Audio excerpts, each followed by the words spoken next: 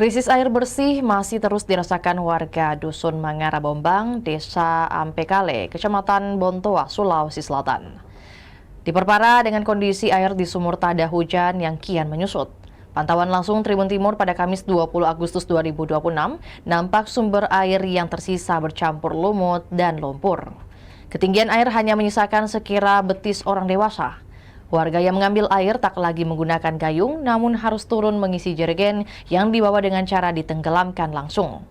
Persoalan kekeringan yang dihadapi warga Kecamatan Bontoa seolah terus berulang dari tahun ke tahun. Salah satu warga, Burhan, mengatakan kekeringan mulai dirasakan dalam 2 bulan terakhir. Untuk mendapatkan air, ia harus menggunakan gerobak mengangkut jerigen dari sumur tada hujan. Namun air yang tersedia hanya bisa digunakan untuk kebutuhan mencuci. Sementara untuk kebutuhan minum, ia mengandalkan stok air hujan yang sebelumnya telah ditampung.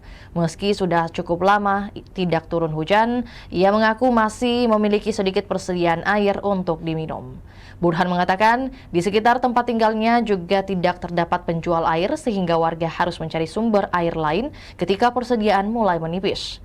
Jarak rumahnya dengan sumur tada hujan juga cukup jauh, sekitar 1 km. Jika membeli air, kata Burhan, warga harus mengeluarkan biaya sekitar Rp80.000 untuk 1 mobil air.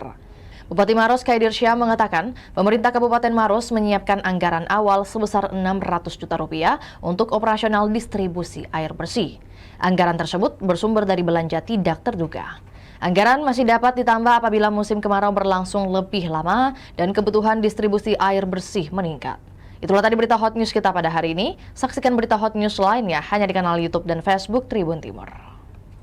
Download Tribun X sekarang, menghadirkan lokal menjadi Indonesia.